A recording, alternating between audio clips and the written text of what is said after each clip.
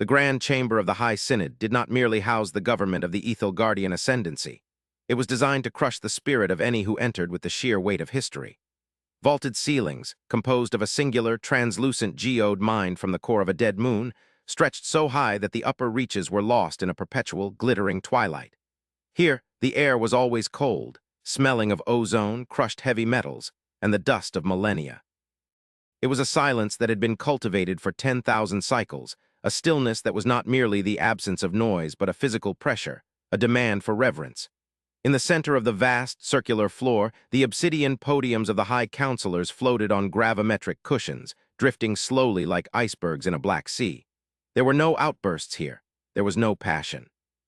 Passion was the vice of the younger races, the fleeting, frantic species that burned out their stars in the blink of a cosmic eye. The Ethelgard were eternal. They were the patience of the mountain, the erosion of the tide. High Counselor Verk adjusted the heavy ceremonial robes that draped over his carapace, the fabric woven from the fibers of a silicon-based fungal bloom that grew only in the deep void. His compound eyes, faceted and shimmering with the dull, violet light of wisdom, scanned the assembly. The atmosphere was wrong today. The stillness was brittle. It felt like the air before a lightning strike, charged with a static tension that made his sensory antennae twitch with involuntary spasms.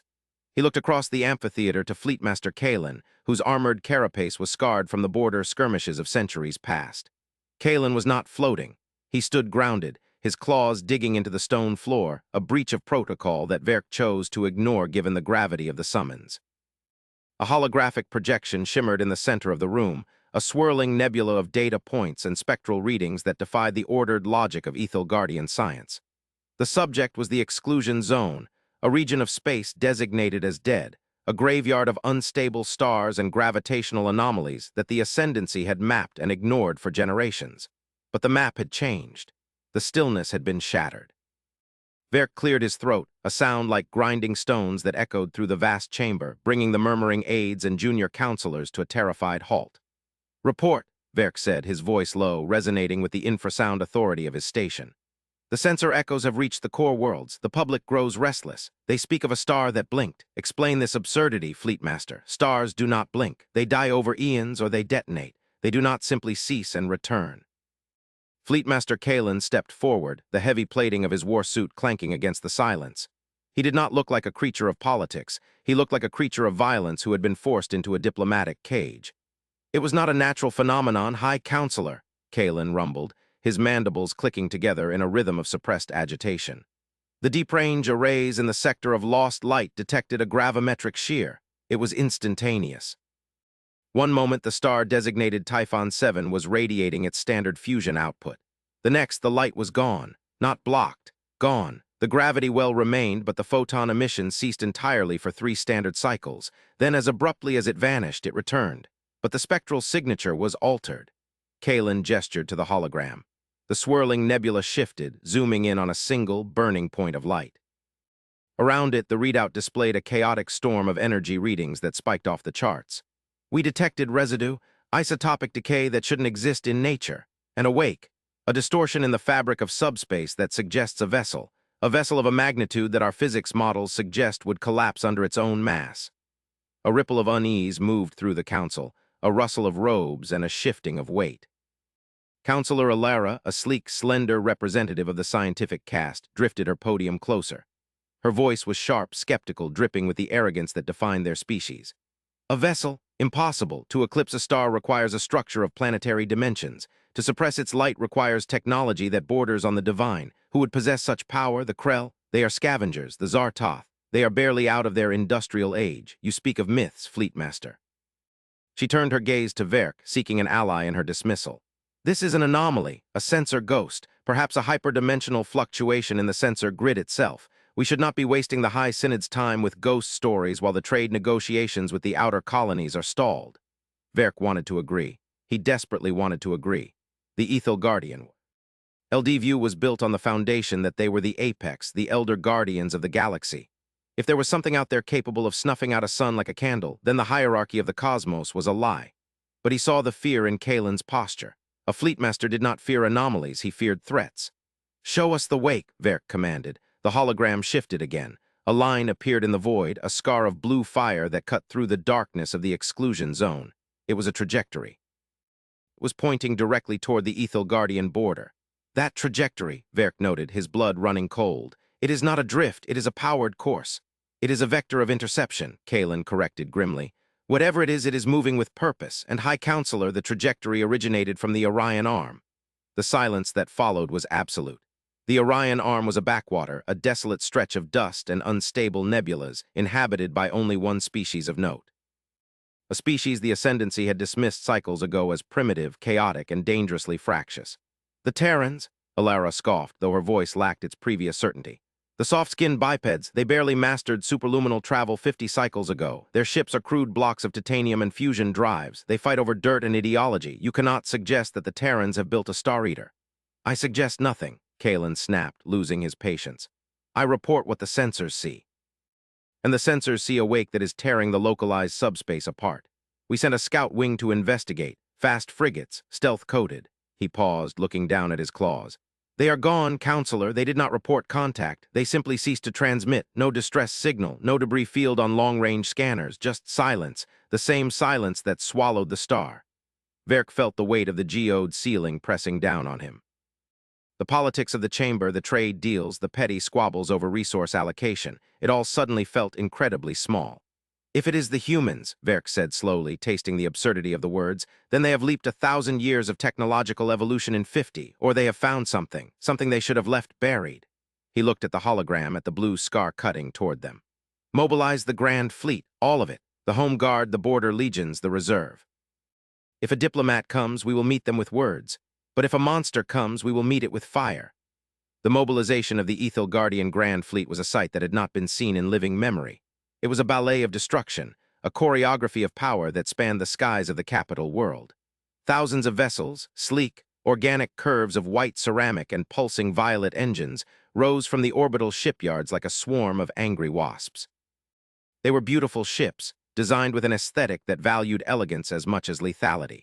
Their weapons were coherent, light, precise, surgical. They were the tools of a civilization that viewed war as a regrettable necessity, something to be conducted with cleanliness and order. But as they formed their defensive wall at the edge of the system, creating a lattice of overlapping shields and firing arcs, the mood on the bridges was not one of confidence. It was one of dread. The reports from the deep-range sensors were becoming more detailed and more terrifying. The object was decelerating. It was not using braking thrusters. It was manipulating the gravitational constant of the space in front of it to create a drag coefficient that shouldn't exist in a vacuum. It was surfing a wave of distorted reality. On the bridge of the flagship, Eternal Vigilance Asterisk, Verk stood beside Fleetmaster Kalen. Viewscreen was a massive wall of crystal displaying the starfield in perfect clarity. Time to contact, Verk asked. Minutes, Kalen replied, his hands hovering over the tactical displays. We are hailing on all frequencies, standard diplomatic channels, wideband spectrum, even the old radio frequencies the Terrans used to favor. There is no response, just a carrier wave, a low-frequency hum that is resonating in the hull plating of every ship in the fleet. A weapon, or an engine noise. It is impossible to tell. Then the stars deformed. It began as a visual distortion, a lensing effect in the center of the defensive formation. The light from the distant clusters bent and twisted, swirling into a whirlpool of darkness. The sensors screamed, alarms blaring on every deck, warning of a gravitational singularity that rivaled a black hole. They are exiting hyperspace, a tactical officer shouted, his voice cracking with panic. But they are too close. The gravity shear will tear the formation apart. Stabilize shields, Kalen roared. All power to structural integrity fields, brace. The universe seemed to tear open. It was not the Klee. Blue window of a standard jump point. It was a violent, jagged rupture, a wound in the skin of the cosmos. Violet lightning arced across the void, striking the shields of the Ethel Guardian ships, overloading capacitors and shattering sensor arrays. And then through the tear the hull emerged. It did not emerge quickly. It slid out of the rift with a slow, grinding majesty, vast beyond comprehension. The Ethel Guardian capital ships, vessels that were the pride of their civilization, were the size of cities. This thing was the size of a continent. It was a dark gray, brutalist slab of metal, scarred and pitted, lacking any of the elegance or curves of the Ascendancy's fleet. It was a flying mountain of armor, bristling with antenna farms, radiator fins, and weapon emplacements that looked like industrial smokestacks. It kept coming, and coming, and coming. The nose of the ship passed the flagship, and the hull stretched on for kilometers, blocking out the stars, blocking out the local sun. It cast a shadow over the fleet, a physical darkness that seemed to chill the air on the bridge. When the engines finally cleared the rift, the tier snapped shut with a thunderclap that resonated through the vacuum, shaking the bones of every being in the system. The ship hung there, a monolith of human engineering, silent and terrible. On its flank, painted in white letters that were hundreds of meters tall, was a name in the crude, angular script of Earth, UES Hephaestus, and below it a designation that chilled Verk to his marrow, Stellar Engineering and Denial Platform 01 *. Engineering, Alara whispered, her face pale. They call this engineering. We are being hailed, the communications officer said, his voice trembling. Audio only, high-intensity signal. It is overriding our encryption. Put it through, Verk ordered, straightening his spine. He would not show fear to these upstarts. He was a high counselor of the Ethelgard. The speakers crackled, a sound of static and deep rhythmic breathing. Then a voice spoke. It was not the voice of a conqueror. It was not the screaming rage of a barbarian. It was a voice of utter, terrifying calm. It sounded tired. It sounded like a being that had seen the end of time and was unimpressed. This is Admiral Vance of the United Earth Ship Hephaestus*. We apologize for the proximity of our translation. Our drive footprint is difficult to dampen. We received your hail. We have no hostile intent toward the Ethelgard ascendancy. We are passing through to Sector 7G. Please clear the lane. Our wake turbulence is hazardous to small craft. Kalen stared at the readout. Small craft? He is calling our dreadnoughts *small craft*. Verk stepped toward the pickup. Admiral Vance, I am High Counselor Verk. You have violated our sovereign space, disrupted the peace of the stillness, and threatened our fleet with your gravitational weaponry. You speak of passing through, but you bring a vessel of war into the heart of our civilization. Explain yourself, or we will open fire. There was a pause on the other end, a long, heavy silence. Then a sigh. Counselor Verk, please do not open fire. We do not wish to harm you. And if you fire, your weapons will detonate against our event Horizon Sync, and the feedback will likely sterilize your planet. We are not here for war. We are here for work. We are responding to a breached containment protocol in Sector 7G now again. Please move your ships. We are on a schedule. Containment protocol? Verk asked, confusion warring with anger. There is nothing in Sector 7G but dust and old stars. That is what you see, the Admiral replied. We see the rot. Now, Counselor, I am sending a shuttle. I think it is time we spoke face to face. You need to understand what shattered the stillness. It wasn't us. We are just the ones who came to fix the window. The shuttle that detached from the Leviathan was the size of a heavy cruiser. It descended toward the High Synod's landing spire, a blocky, utilitarian brick compared to the sleek spires of the city. When the ramp lowered, it did not release a legion of stormtroopers. It released a single human woman, flanked by two hulking mechanical sentinels that walked with a fluid grace that belied their tonnage. The woman, Representative Alara, assumed it was a female based on the biology files, wore a simple gray uniform. No medals, no gold braid, just the patch of a blue planet on her shoulder and eyes that looked older than the ancient geodes of the chamber. She walked into the grand chamber, the sound of her boots echoing on the stone. The counselors floated high above her, looking down with judgment, but she did not crane her neck. She looked straight ahead, unfazed by the theatricality of their power.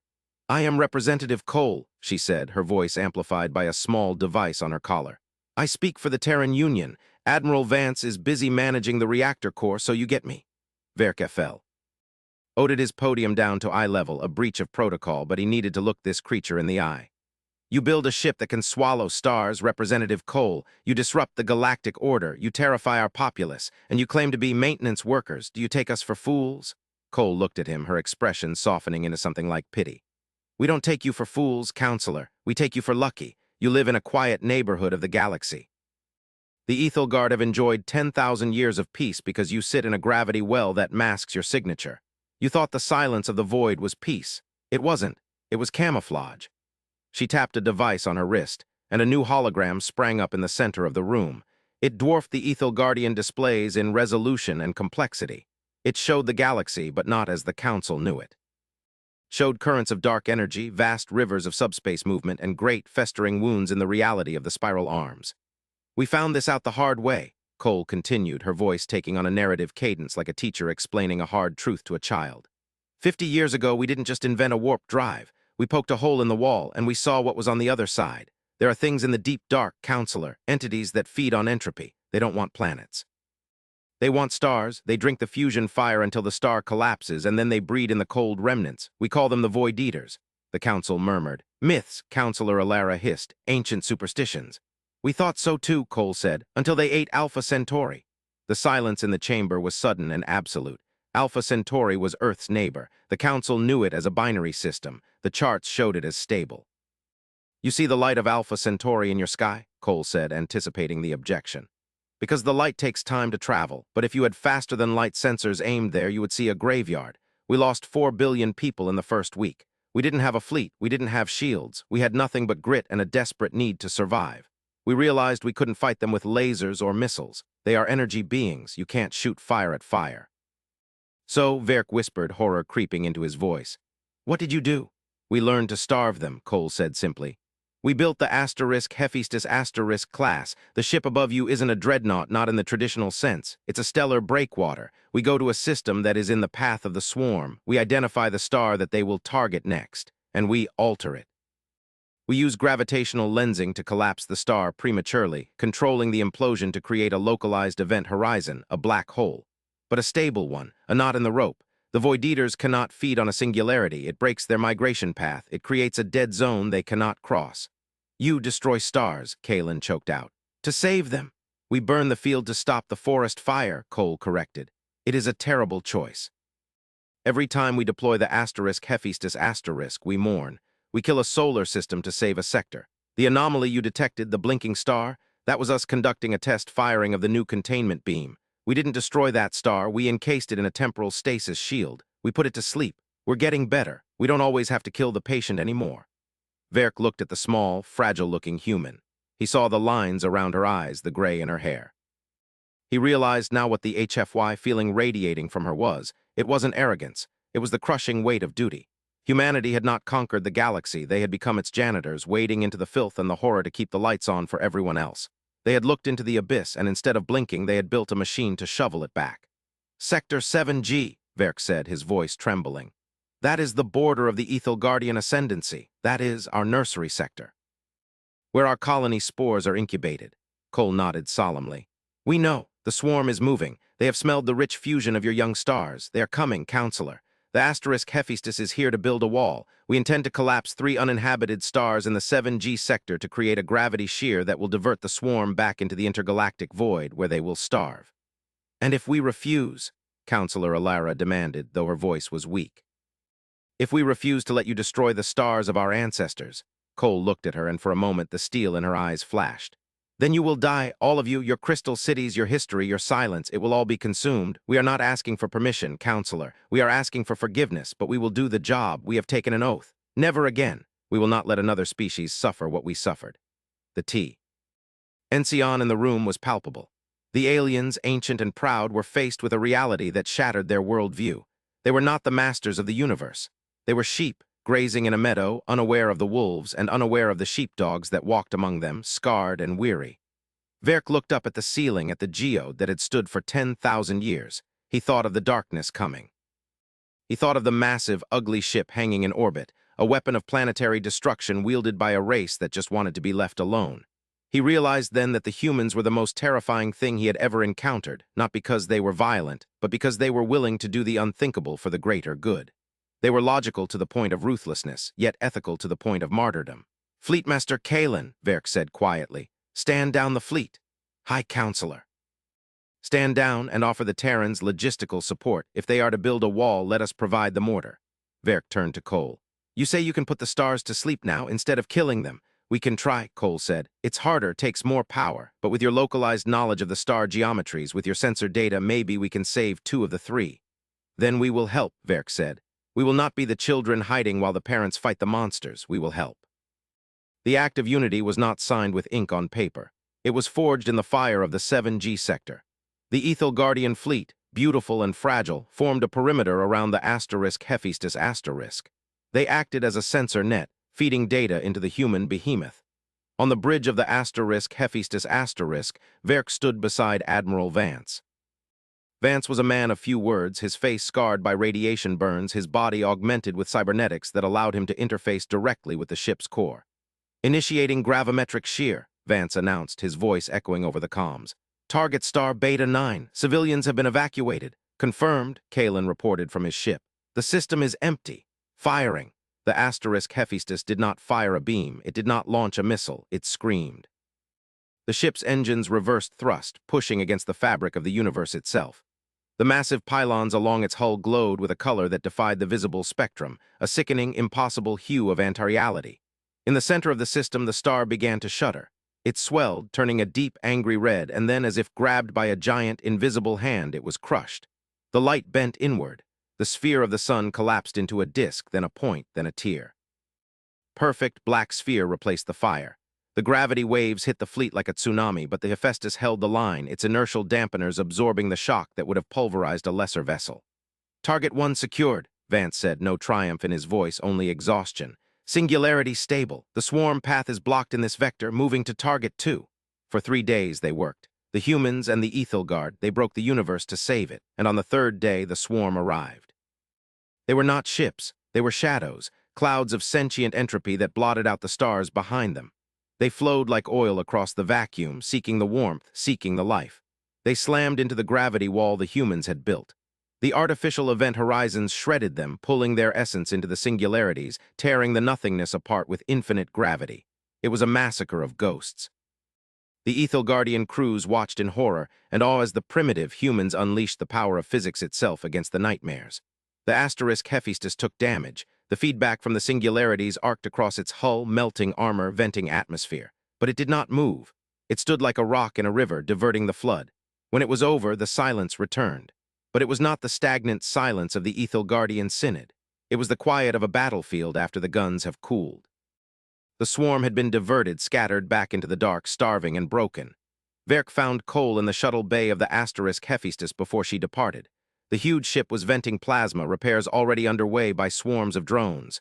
The humans looked tired. They moved with a slow, deliberate efficiency, ignoring the burns and the fatigue. "You are leaving?" Verk asked. "The job is done here," Cole said, adjusting her gloves. "But the swarm is vast. We have reports of a breach in the Magellanic Clouds. Another sector, another wall to build." Verk looked at the human. He felt a strange emotion one he hadn't felt in centuries, humility. We misjudged you. We thought you were barbarians playing with fire." Cole smiled, a sad, crooked smile. "We are barbarians, counselor. We just decided to burn the fire instead of the village. We aren't the knights in shining armor. We're the ditch diggers. We do the dirty work so civilizations like yours can sit in your crystal halls and debate philosophy." "You underestimate your own worth," Verk said. "You are the guardians." "We are just survivors," Cole corrected. "And we're tired, but we'll keep going, because if we don't, the lights go out. Everywhere." She boarded the shuttle. As it pulled away, Verk watched the asterisk Hephaestus turn. The massive engines flared, not with the clean violet of the Ethel Guard, but with the dirty, roaring blue of fusion and defiance. The ship tore a hole in the sky and vanished, leaving behind a scarred system, a new black hole, and a civilization that would never be the same. Back in the High Synod, the atmosphere had changed. The stillness was gone. The air buzzed with activity. The debate was no longer about trade tariffs or ceremonial robes. It was about fleet modernization, about shield harmonics, about alliance protocols. The Ethel Guard had looked into the face of the humans and seen their own obsolescence, and in that reflection they had found a new resolve. Verk stood at the podium. The hologram of the galaxy was still active, but now it showed the human patrol routes, thin blue lines connecting the dark places of the cosmos, a web of protection spun by a spider that everyone had thought was prey. "We thought we were alone in the dark," Verk told the assembly, his voice ringing with a new strength. "We were wrong, we were never alone. There is a monster in the dark, but there is also a beast that hunts the monster, and that beast calls itself Earth." He looked at the readout where the asterisk Hephaestus had been. "And by the spheres," he whispered to himself, "I pity the dark." The galaxy was vast and cold and full of terrors.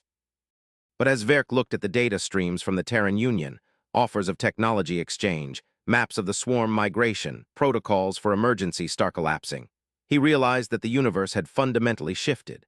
The Star Destroyer had not come to conquer. It had come to ensure that there would be stars left to conquer at all. The humans had shattered the stillness, yes, but in doing so, they had started the music of survival. And for the first time in 10,000 years, the Ethel Guard were ready to learn the tune. The twist, however, lay not in the swarm nor in the alliance. It lay in the final data packet Admiral Vance had transmitted before the jump. A single encrypted file that Verk now opened on his private console. It was a stellar chart of the Terran home sector. Verk zoomed in on the coordinates of Sol, the human home star. He expected to see a yellow dwarf, vibrant and alive. Instead, the sensor log showed a Dyson cage, a massive broken shell surrounding a star that was dim, pulsing erratically. And around it the debris of 1,000 worlds. The text log scrolled by, Sol system, lost during the first incursion, status, evacuated. The Hephaestus was not the first. It was the last resort. We destroyed our own sun to kill the queen of the swarm. We are orphans. That is why we fight for your stars, because we have none of our own. Verk stared at the screen, his heart's hammering against his ribs. The humans weren't just protecting the galaxy. They were wandering ghosts, warming themselves by the fires of others, protecting the very thing they had been forced to sacrifice. The Star Destroyer was a monument to their own dead sun. He closed the file, a profound sadness mixing with the awe. The Ethel Guard would be better allies. They would be better friends. They owed the orphans of Sol a debt that could never be repaid. The stillness was truly dead. Long live the fire,